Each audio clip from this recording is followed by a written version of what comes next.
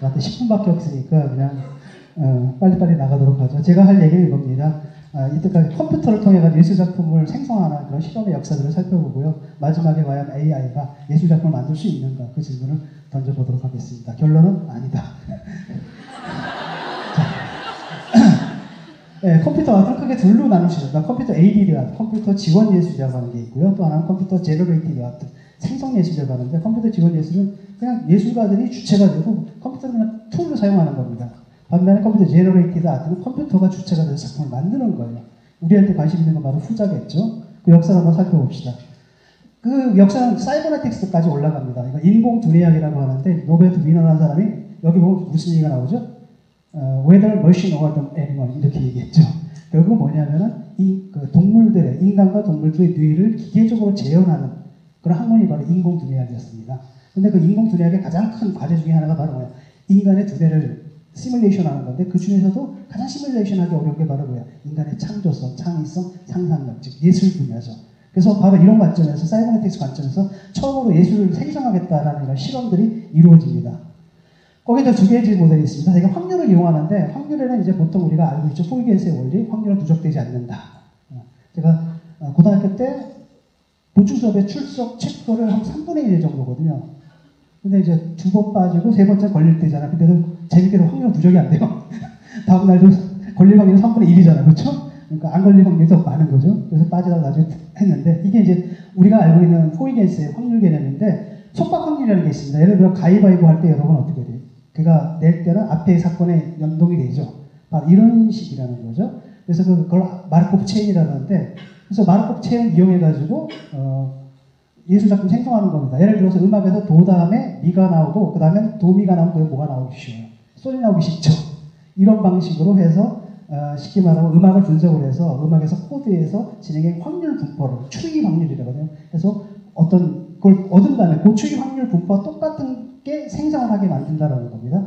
그래서 만든 게 바로 이제 콘드라토프라는 사람의 건데 연수가 높아지면 높아질수록 훨씬 인간의 곡에 근사한 것들이 얻어지겠죠. 어렵지 않습니다. 여러분들 쓰는 구글 검색 있죠? 구글 검색의 원칙이 바로 이게 마쿠체인이에요. 보통 사이트를 하게 되면 사이트가 링크된 사이트, 그 링크된 사이트의 수 이렇게 계속되죠. 그걸 통해 가지고 연수가 많아질수록 인간이 검색하는 것과 거의 근사한 결과를 낳는 거와 마찬가지죠. 그다음 이건 이제 음악입니다. 주로 이렇게 시간적으로 흘러가는 시간 예술의 음악에는 주로 이제 마코프 체인이 많이 사용됐고요. 그다음에 모코프라는 사람이 있습니다. 모코프의 이게 미적 척도라는 건데 결국은 아름다움이라는 건 뭐의 기능이냐, 뭐의 함수냐는 복잡성과 질서의 함수. 질서가 강하면 강할수록 더 아름답다는 얘기가 되잖아요. 어쨌든 질서와 무질서의 관계 그 속에서 아름다움이 나타난다는 겁니다. 쉽게 말하면 질서는 이제 네거 엔트로피라고 그러고요. 이거는 이제 엔트로피라고 그러죠. 그래서 엔트로피와 네거 엔트로피를 적절히 조합함으로써 어떤 미적 상태, 우리한테 어떤 아름답게 여겨지는 미적 상태를 만드는 겁니다. 그래서 게오르고 네스라는 사람이 1963년에 처음으로 만든 거예요. 간단합니다. 점 8개를 산포해라. 그 다음에 그 점 8개 산포된 점들을 무작위로 이어라. 그래서 이걸 생성한 거죠. 이게 이제 최초의 컴퓨터 그래픽이라는 거고요. 그 다음에 이겁니다. 여기서 올라가면 네거 엔트로피고 내려가면 내려서 엔트로피가 심해지죠. 그래서 컴퓨터 그래픽에 3N이라고 합니다. 3N이라는데 그 다음에 프리더 마케라는 사람이 있어요. 그래서 이 사람도 보게 되면 30도, 60도, 뭐 이렇게 120도 뭐 이런 식으로 하죠. 진행을 하는 겁니다. 그래서 뭐랑 비슷하냐? 여러분 주사위를 던지게 되면은 모든 눈들이 확률이 6분의 1이잖아요. 그럼 그건 엔트로피 상태거든요. 우리가 예측 불가능하잖아요. 뭐가 나올지. 근데 그 야바이 분들은 거기다 뭐예요? 납을 심어요. 특정하게 더 많이 나오죠. 그런 야바이 예술법이에요. 그걸 통해서 엔트로피와 네거 엔트로피 어떤 상태를 통해서 미적 상태를 창출하는 거죠. 그 다음에 마이클 놀이라는 건데 미국에서는 이걸 뭐랄까 독일 같은 경우는 이론적으로 그걸 사이버네틱스 관련해서 했는데 미국 같은 게 뭐냐면 그냥 버그로 나왔어요. 이렇게 컴퓨터 버그로 이렇게 나오니까 야 작품 같다. 추상대수 작품 같다. 야 그렇다고 일부러 버그 내가지고 만들 수 있지 않냐. 그래서 이 사람들이 만든 거고요. 가우스 2차 방정식이라는 작품인데 이건 바로 뭐냐? 점을 산포한 다음에 위까지 올라가서 아래로 내려오면서 이어서 내려오는 거예요. 또 올라가서 이렇게 내요. 이런 구조가 나오는 거죠. 근데 재밌게도 이렇게 만들었는데 여기 카피라고 돼 있죠? 이 카피라이트는 누구한테 있냐면 마이클 노어한테 있는 거예요. 이 사람 뭐라고 생각했느냐? 아까 프리더 나케 같은 사람은 컴퓨터가 창작자다라고 얘기를 했는데 이 사람 바로 누구냐? 내가 창작자다 하는 거예요. 이 작품을 갖다가 카피라이트 신청했는데 미국 특허청에서 반려를 했어요. 왜 그러냐 했더니 이 작품 안에 랜덤 프로세스가 들어있잖냐. 그건 당신 작품 인정 못한다. 라고 했더니 이 사람이 뭐라 해요? 그 랜덤 프로세스 자체도 내가 프로그래밍 한 거다. 그래서 인정받아가지고 C가 온 거죠. 그래서 미국 같은 경우에는 이 컴퓨터 생성 예술조차도 실제로 뭐예요? 일종의 그 작자는 인간이다. 이렇게 보는 견해가 있는 거죠. 그 다음에 이제 그게 우연히 뭘 닮았냐면은 피카소의 마졸리라는 작품을 닮았어요. 그래서 거기서 이제 아이디어를 하는 겁니다. 그렇다면 튜링 테스트 할 수 있지 않냐. 인간이 만든 작품하고 컴퓨터 만든 작품하고 사람들한테 딱 내놓고 골라봐라. 그래서 사람들 구별 못한다면 컴퓨터가 예술을 할 수 있게 됐다라고 간주하자. 그래서 튜링 테스트 합니다. 어느 쪽인 것 같아요? 인간이 만든 게 어느 쪽인 것 같아요? 왼쪽일까 오른쪽일까요? 자, 실제로는 이게 몬드리안입니다.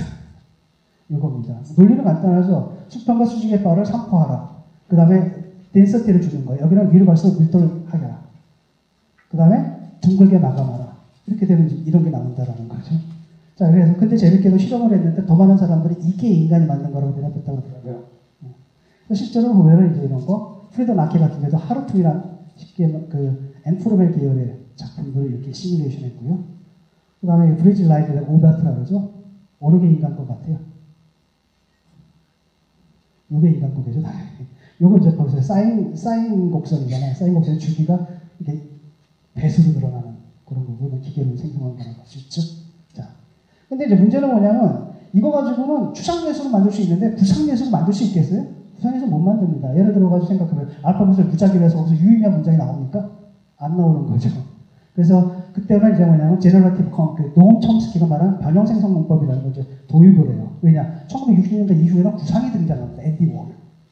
이러다 보니까 추상의 시대가 지났잖아요. 구상예술을 만들어야 되는데 확률론적 절차를 가지고는 안 된다는 겁니다. 그래서 이거 뭐냐? 문법 구조를 갖다 분석을 해서 예컨대 회화의 문법, 또 음악의 문법 이걸 입력을 해요. 유한수의 규칙을 입력을 해서 무한수의 작품을 만들 수 있는 그게 이제 그거죠. 그래서 이제 언어 같은 경우는 이런 거거든요. 이런 구조를 입력을 하게 되면 최소한 문법적으로 맞는 문장이 나와요. 색깔 없는 푸른 관념이 산업계 전자보다. 뭐 시 같지 않아요? 근데 문제는 뭐냐, 요 내에서 이것들은 랜덤하게 이제 발생이 되는 거죠. 근데 만약에 이게 없고, 예를 들어가지고 그냥 순수 확률론적 절차로 유의미한 문장이 만들어지길 기대한다는 건 뭐냐, 원숭이같이 타자가, 원숭이가 타자치 뭐가 우연히 셰익스피어의 희곡을 닮았어요.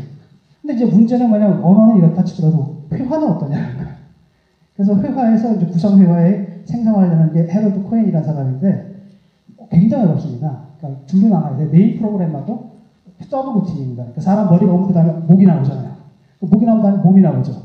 이걸 갖다 목 그리는 서브 루틴, 그 다음에 몸 그리는 서브 루틴, 팔 그리는 서브 루틴에서 그 전체를 갖다 이거 메인 프로그램을 통제할 수 있게끔. 그러니까 사실상 유한수의 규칙을 넣어가지고 무한수의 작품을 만드는 게 아니라 사실상 이 사람은 거의 무한수의 서브 루틴을 만들고 있어요.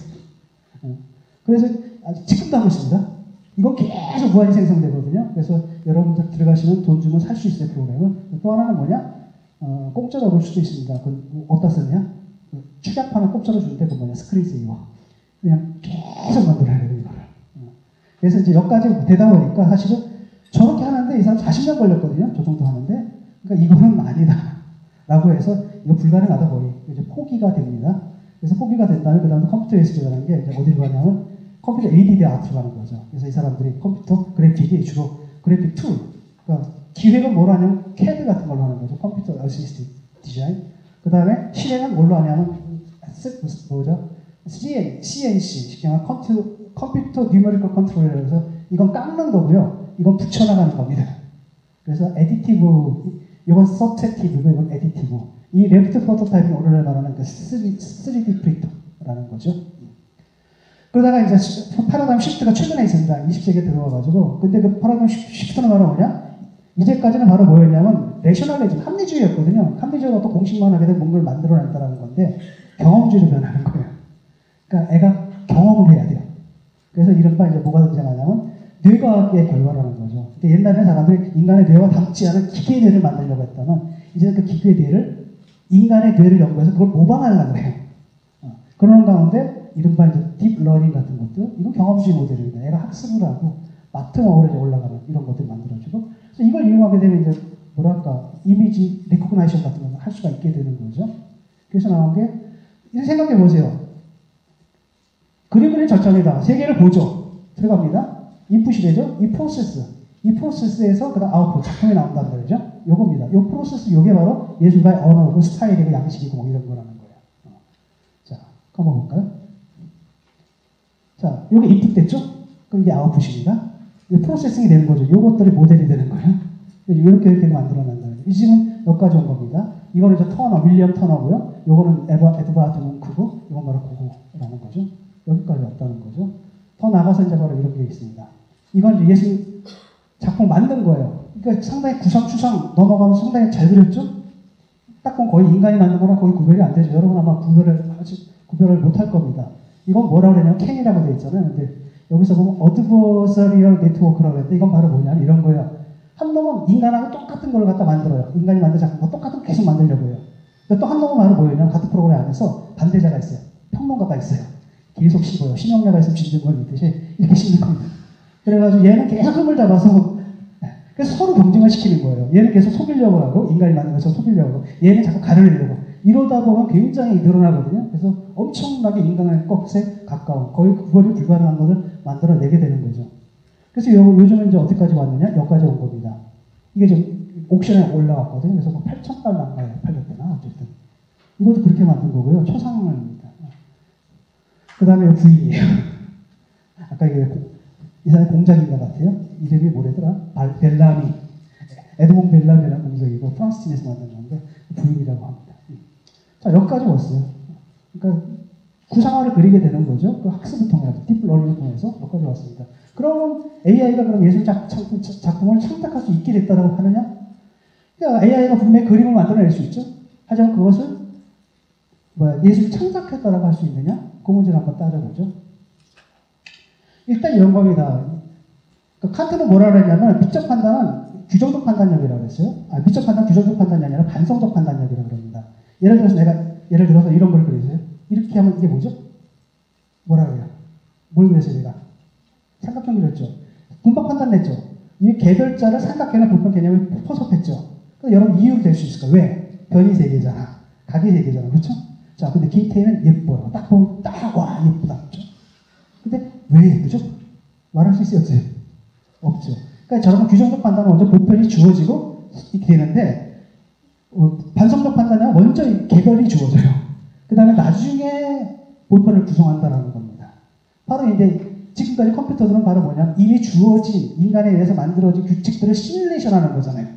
즉 반성적 판단이 아니라 규정적 판단력으로 시뮬레이션 한다는데 정작 중요한 건 반성적 판단력이다라는 겁니다. 인간은 바로 그런 능력이 있었는데 아까도 나온 그런 문제는 이거예요.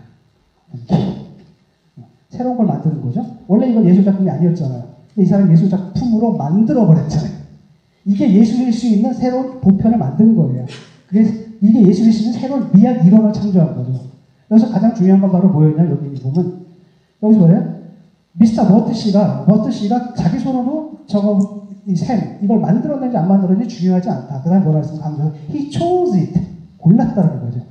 알고 보세요. 음악이든, 그 다음에 미술이든 간에 굉장히 많은 것들을 이 소프트웨어이기 때문에 계속 찍어내요. 그러니까 대중한테 보여줄 때 꼭 고르는 건 누가 골라요? 인간이 고르는 겁니다. 그 다음에 그걸 대중이 뭡니까? 컴퓨터가 인간의 것을 닮은 작품을 만들기 위해서 수많은 빅데이터를 집어넣을 거 아니에요. 그렇죠? 그거 누가 집어넣어요? 그것도 인간이 한다는 거예요. 그 다음에 더 중요한 건 바로 뭐냐? 그 사람, 여기서 뭐냐? 다음 문장입니다. 그 사람은 우리 일상의 물건을 해서 그것을 배치시켰단 말이죠. 그래가지고 뭐냐면은 그것의 유용성, 변기의 유용성이 사라지게 만들어가지고 결국 뭐냐면은 그 대상에 관한 새로운 생각을 창조했다는 거예요. 바로 이게 핵심이거든요. 그러니까 사실 물리적으로 뭔가를 만든다는 거 있잖아요. 그게 예술이 아닌 거예요. 이 예는 바로 예컨대 미적 가치라는 건 물리적 속성이 아니다.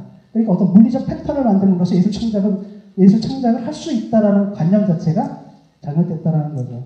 실제로 예술가가 그러니까 AI가 바로 뭐예요?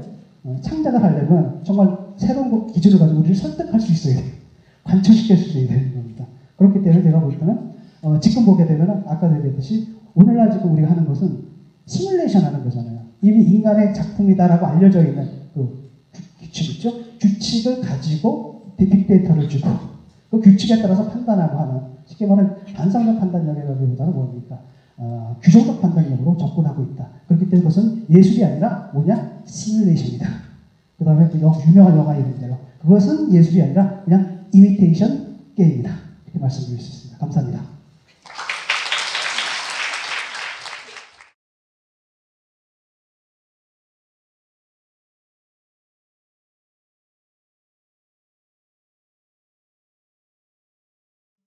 일단 뭐 미적 주체가 아니잖아요.